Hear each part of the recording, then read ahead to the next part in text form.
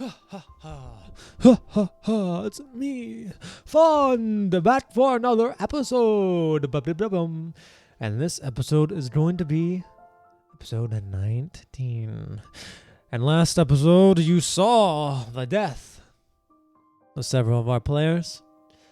So this week, you're probably expecting to see the new players. And well, you're not going to see anything. Because there's no footage. I know. But no, it's not because you missed anything like the introduction of new characters.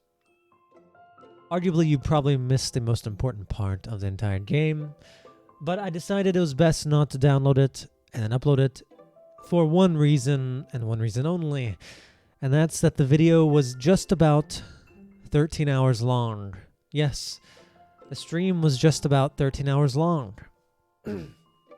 Instead, I'll give you a very, very, very brief rundown of what's happened. The players are now wondering, the ones that are still alive, Damu, Hawkins, and Wilbur Watkins, wonder, until eventually Kira manages to come back to life. I'm not going to say blah, blah, why. Kira's still alive. This makes Wilbur Watkins lose his mind more, and he's about to attack the party members. And he does actually attack them, but with a nice shield spell and some dodging and such. The players survive for a few moments. And then suddenly Wilbur Watkins is smashed into the ground as a flash from the sky smashes into the ground. There in front of them stands Alexis Villar, the most important Night Lord in the entirety of Kadoy, and the leader of the Hermes Knights, and arguably one of the most important people in this entire nation, probably directly under the Senate. And he works for the Senate. He is virtually the last hero of Kadoy. He was surpassed by Kronos, but now that Kronos has gone missing, Villar Alexis is the biggest hero that there is. Everyone looks up to him. He is a person of the people. He's a paladin of Michaela, Hold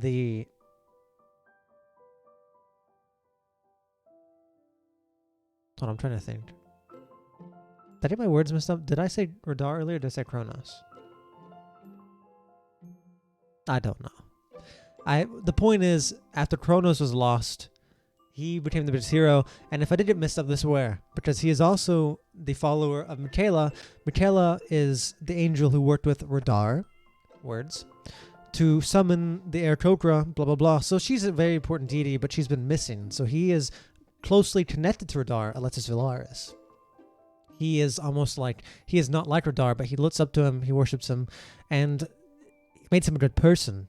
So after the fall of Rihdar, and here more recently, the fall of Kronos, as his status of hero, he is the last hero of Kadoy, and everyone looks up to him, and he is their hope.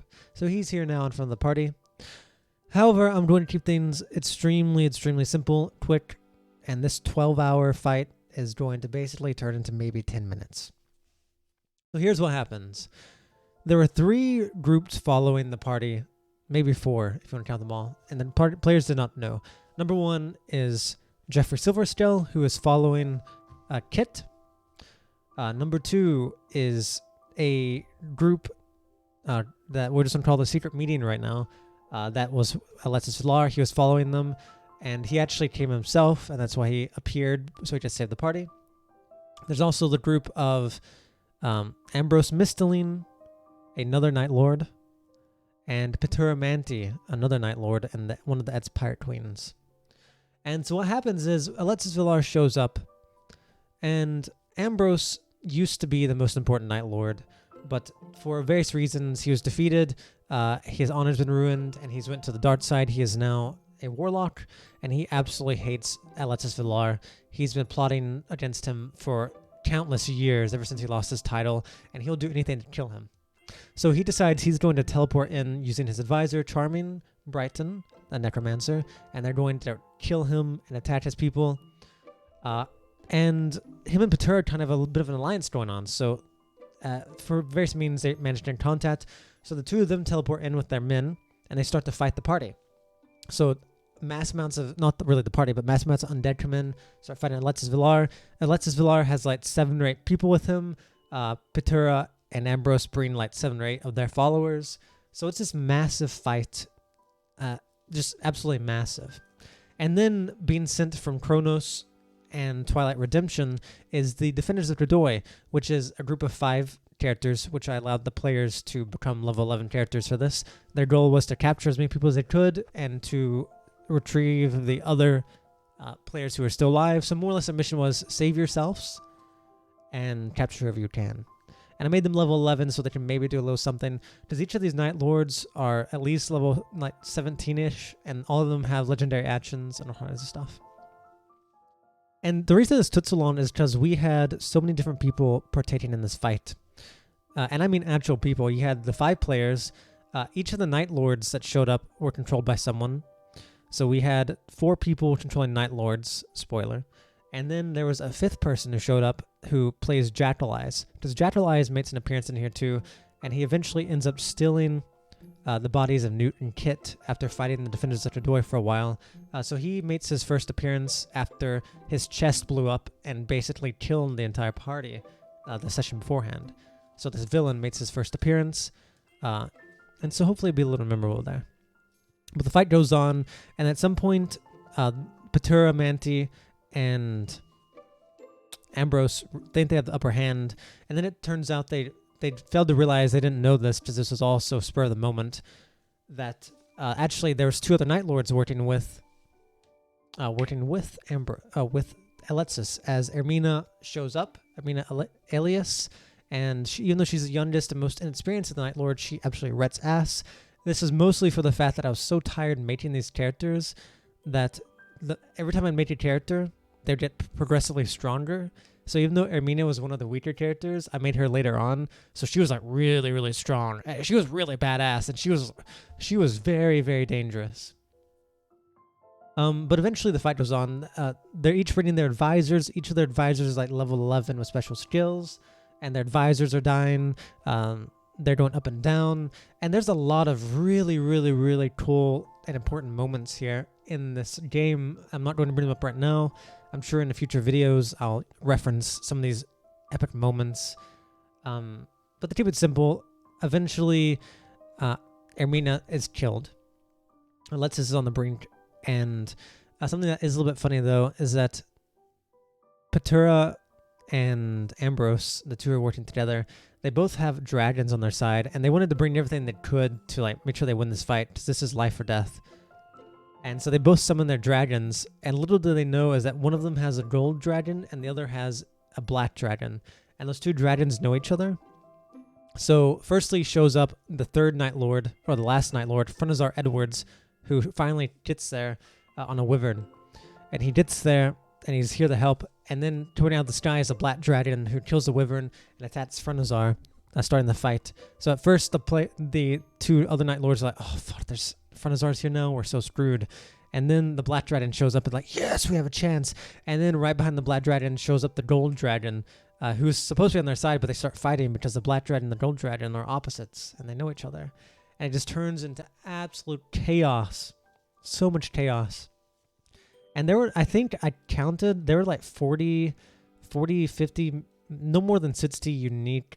I think there's probably about 40, maybe 50 unique-ish NPCs that each have their own names. And there were countless more like undead skeletons and throwaway characters, and especially with the paladin Alexis Villar summoning a disciple of Michaela to fight with him, and then Ambrose summoning a disciple of Blood Almog, which is a very evil, corrupt god, the originator of sin. And so they start fighting those 2 beasts. And there's a bunch of stuff.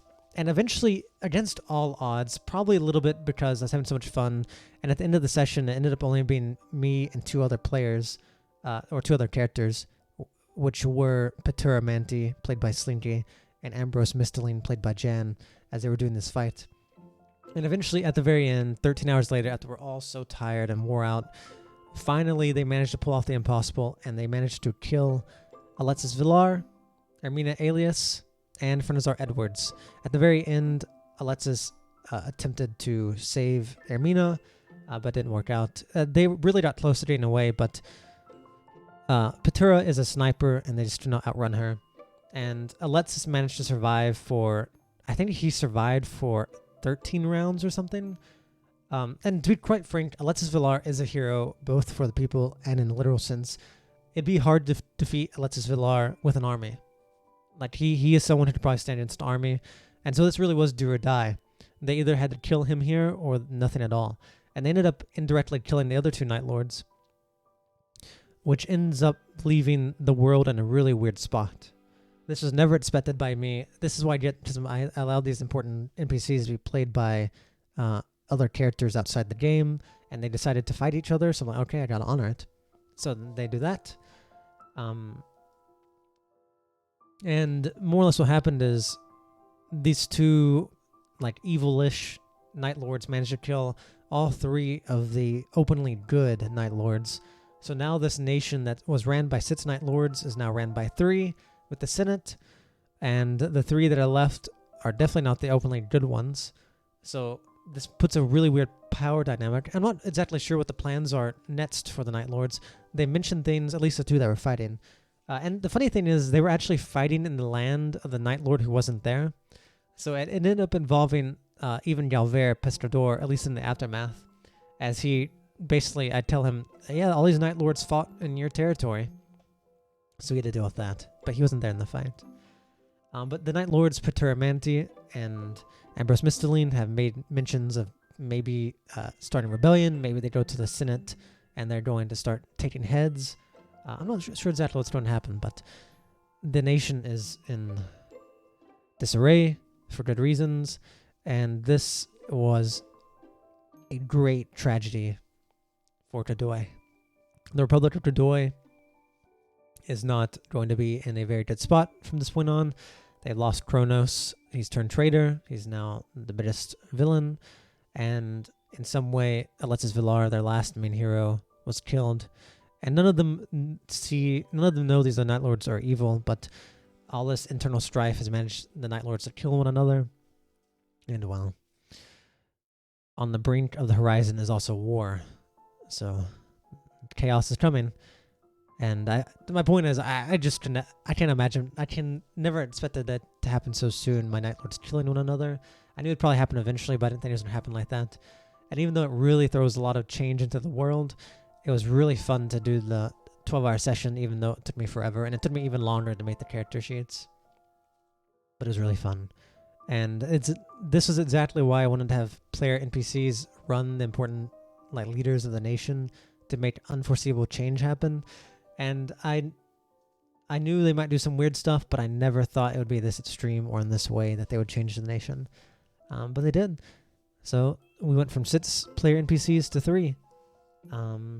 And very thankfully, the players managed to escape, and they managed to teleport it out with it, Defenders of Kadoy. So they're also now back at Twilight Redemption safe, as they managed to get away from Jackal Eyes and everything else. So they are alive, and next you will be meeting their new characters, most likely, and some of the aftermath of this disaster. Anyway, thank you very much for watching. This was our episode 19, roughly. It was 13 hours long. I wasn't going to upload that. Or I wasn't going to save it on my PC. But that's roughly what happened.